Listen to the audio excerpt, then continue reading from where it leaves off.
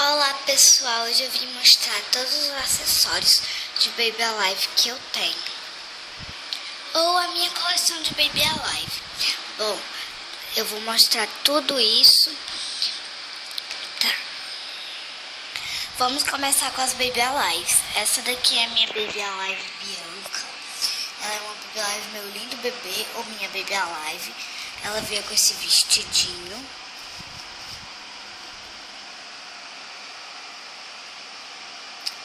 O que eu gosto mais nela é que ela tem o cabelo cacheado.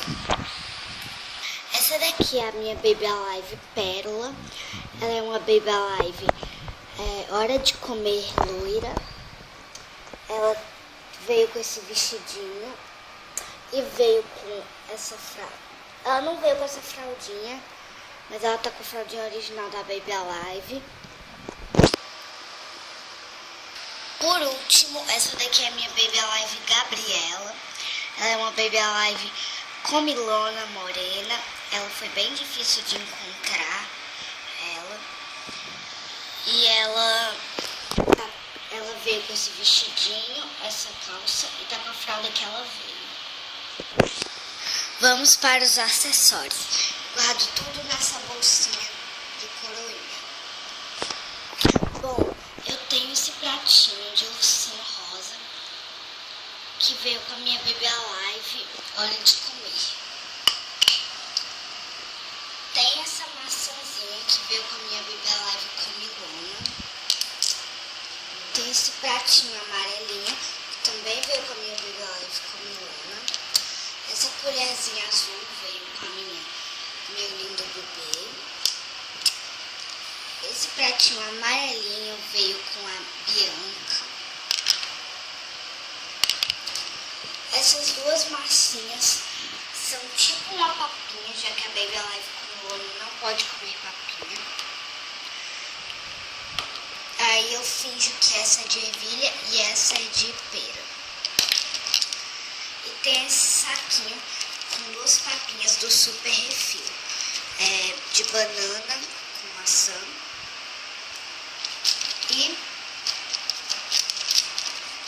tem também de duas, né? São duas. Ai, peraí. De vegetais que eu ainda não abri. Aqui eu tenho um copinho que veio com a pérola. O babadorzinho que veio com a Bianca.